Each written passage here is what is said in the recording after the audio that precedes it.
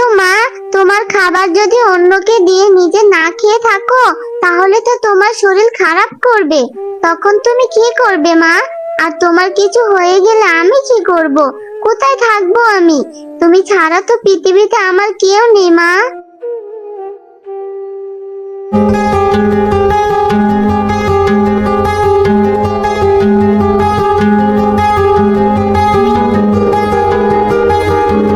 ব্যাপার সুজন ভাই, তুমি এই রোদের মধ্যে এখানে কি করছো?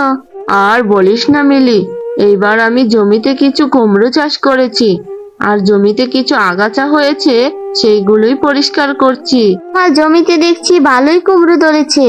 ভালো হলে আর কি হবে, বেশিরভাগ কুমড়োতেই পোকা ধরেছে। তাহলে তো দেখছি যেই টাকা খরচ করেছো সেই টাকাও তোমার উঠবে না সুজন ভাই। তাই তো মনে হচ্ছে মিলি, এটা হলে তো আমি পথেই বসে যাব। চিন্তা করো না সুজন ভাই, দেখো কি হয়। আর জমিতে তুমি পোকা নিধনের জন্য কীটনাশক দাওনি? হ্যাঁ হ্যাঁ, কীটনাশক দিয়েছিলাম, তবুও পোকা কমেনি রে। ও আচ্ছা, দেখো কি হয়। আমি এখন বাড়ি যাই সুজন ভাই, আমার মেয়েটা আবার আমার জন্য অপেক্ষা করে আছে।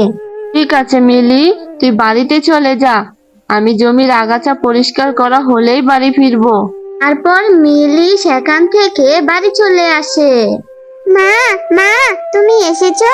আরে মা, এই তো এসেছি। জিলি মা, আমাকে একটু পানি দে তো, গলাটা একেবারে শুকিয়ে গেছে রে মা। ঠিক আছে মা, আমি তোমাকে এক্ষুনি পানি দিচ্ছি। তারপর জিলি তার মাকে পানি খেতে দেয়।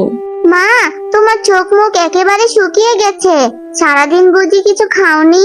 আসলে জিলি, আজকে কাজে যাওয়ার সময় আমি একজন বুড়িমাকে দেখি ক্ষুধার্ত অবস্থায় রাস্তায় কান্না করছিল। তখন আমি আমার খাবারটুকু বুড়িমাকে দিয়েছি, তাই আর দুপুরে খাওয়া হয়নি। কিন্তু মা, তোমার খাবার যদি অন্যকে দিয়ে নিজে না খেয়ে থাকো তাহলে তো তোমার শরীর খারাপ করবে। তখন তুমি কি করবে মা? আর তোমার কিছু হয়ে গেলে আমি কি করব? কোথায় থাকবো আমি? তুমি ছাড়া তো পৃথিবীতে আমার কেউ নেই মা। কিছু হবে না রে মা, তুই আমাকে নিয়ে এত চিন্তা করিস না তো, পাগলি মেয়ে।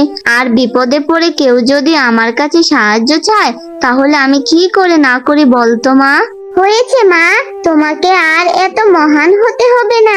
এইভাবে বেশ কিছুদিন কেটে যায়। একদিন জিলি স্কুলে যাওয়ার সময় দেখতে পায় বাঘ মহাশয় তার ছেলে রকিকে আইসক্রিম কিনে দিচ্ছে। তখন জিলি মনে মনে ভাবতে থাকে, ইস, আমার যদি বাবা থাকতো তাহলে আমার বাবাও আইসক্রিম কিনে দিত। কিন্তু আমার তো বাবা নেই, কে আমাকে আইসক্রিম কিনে খাওয়াবে? না, আমার বাবা নেই তো কি হয়েছে, আমার মা তো আছে। আমি বরং মাকে বলবো আমাকে আইসক্রিম কিনে দিতে। এসব কথা বলে জিলি স্কুলে চলে যায়। তারপর স্কুল থেকে বাড়ি ফিরে জিলি মাকে বলে, মা, ও মা, তুমি আমার একটা আবদার রাখবে? কি আবদার রে জিলি মা? আমাকে বল, আমি নিশ্চয়ই তোর আবদার পূরণ করার চেষ্টা করব। তুমি সত্যি বলছো মা? তাহলে আমার জন্য তুমি একটা আইসক্রিম নিয়ে আসবে। আমার না খুব আইসক্রিম খেতে মন চাচ্ছে। ঠিক আছে আমার পাগলি মেয়ে, আমি কাল কাজ করে যে টাকা পাবো তা থেকে তোর জন্য একটা আইসক্রিম কিনে নিয়ে আসবো। এইবার তুই হাত মুখ ধুয়ে খেয়ে নে তো মা। সেই কোন সময় স্কুল থেকে এসেছিস, এখনো সেই বাইরে দাঁড়িয়ে কথা বলছিস? পরের দিন সকালে জিলির মা মিলি কাজে চলে যায়। আর কাজ করতে করতে সন্ধ্যা হয়ে যায়। কি, আজ তো দেখি কাজ করতে করতে সন্ধ্যা হয়ে গেল। আমার তো আবার বাজারে যেতে হবে, আর জিলির জন্য আইসক্রিমও কিনে নিতে হবে। আমার মেয়েটা মনে হয় আমার জন্য অপেক্ষা করে বসে আছে। না, আর দেরি না করে আমি বরং তাড়াতাড়ি বাজারে চলে যাই। তারপর জেলির মা টাকা নিয়ে বাজারের দিকে যেতে থাকে, আর পথের মধ্যে ডাকাতের সম্মুখীন হয়। তোর কাছে যা যা আছে সবকিছু আমাকে দিয়ে দে, না হলে এইখানেই তোকে মেরে শেষ করে দেব, কেউ তোকে বাঁচাতে আসবে না। কে কে কে তুমি? আমাকে এইভাবে ভয় দেখাচ্ছ কেন? এখান থেকে চলে যাও বলছি। আমি হলাম এই জঙ্গলের নাম করা কালু ডাকাত, আর তুই কিনা বলছিস আমাকে চলে যেতে? আমি তোর সাহস দেখে অবাক হয়ে যাচ্ছি। সময় নষ্ট না করে তাড়াতাড়ি তোর কাছে যা আছে আমাকে দিয়ে দে বলছি। তারপর কালু ডাকাতের কথা শুনে জেলির মা অনেক ভয় পেয়ে যায় আর সব টাকা ডাকাতকে দিয়ে দেয়। আর কালু ডাকাত টাকা নিয়ে সেখান থেকে চলে যায়। হে সৃষ্টিকর্তা, এ কি সর্বনাশ হলো আমার! আজকে কাজ করে যে টাকা পেয়েছিলাম তা তো সব ডাকাতি নিয়ে গেল। এখন আমি কি করব? বাজার করব কি দিয়ে? আর আমার মেয়ের পছন্দের আইসক্রিমই বা কিনবো কি করে? আমার মেয়ে যে পথ চেয়ে বসে আছে। হে সৃষ্টিকর্তা, তুমি এটা কি করলে আমার! এইসব কথা বলে মিলি যখন কান্না করছিল তখন রাস্তা দিয়ে বুড়িমা হেঁটে যাচ্ছিল। আর মিলিকে দেখতে পেয়ে বুড়িমা বলে, কি হয়েছে মিলিমা? আমাকে বল, তুই এইভাবে কান্না করছিস কেন? কি বলবো বুড়িমা, আজ যে আমার কাজ করা সব টাকা ডাকাত নিয়ে গেছে। এখন আমি কি করব কিছুই বুঝতে পারছি না। আমার মেয়ে আইসক্রিম খাওয়ার জন্য বাড়িতে আমার অপেক্ষায় যে বসে আছে। তুই চিন্তা করিস না মা, সব ঠিক হয়ে যাবে। সব ঠিক হয়ে যাবে বুড়িমা। আমি সারাদিন কাজ করে যে কয়টা টাকা পাই তাই দিয়ে তো মেয়ের লেখাপড়া আর সংসার চালাই। আর সেই টাকায় যদি ডাকাত এসে নিয়ে যায় তাহলে কি মন মেজাজ ঠিক থাকে বুড়িমা? আমি সেটা জানি রে মা। শোন, আমি তোকে একটা বীজ দিচ্ছি। তুই এই বীজটা নিয়ে গিয়ে তোর আঙিনায় রোপণ করিস। আর এটা কোনো সাধারণ বীজ নয় রে মা, এটা হলো জাদুর বীজ। বীজটা রোপণ করে যা চাইবি বীজ তোকে সেটাই দিবে। বুড়িমা, বীজ না হয় রোপণ করলাম, কিন্তু আমার মেয়ে যে আইসক্রিম খেতে চাইছে তার কি হবে বুড়িমা? এই যে বললাম, এটা হলো জাদুর বীজ।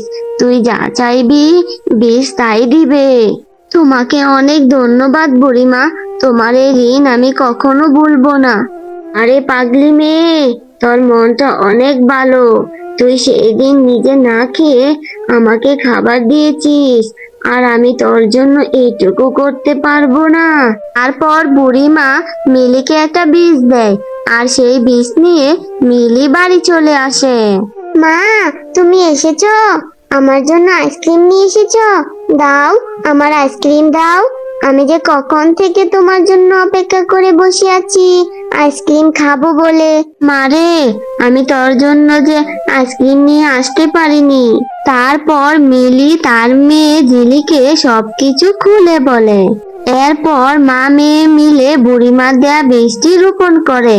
আর বীজটি রোপণ করার সময় জিলি বলতে থাকে, এই বৃষ্টি থেকে যদি একটা আইসক্রিম বাড়ি হতো তাহলে আমি ওই আইসক্রিম বাড়ি থেকে সারাদিন ইচ্ছে মতো আইসক্রিম খেতে পারতাম। আর তুমি আইসক্রিম বিক্রি করতে পারতে, তোমাকে আর মানুষের বাড়িতে কাজ করতে হতো না। তাহলে ভালো হতো না মা? হ্যাঁ রে মা, তুই একদম ঠিক কথা বলেছিস। চল এবার আমরা ঘরে চলে যাই, রাত তো অনেক হলো।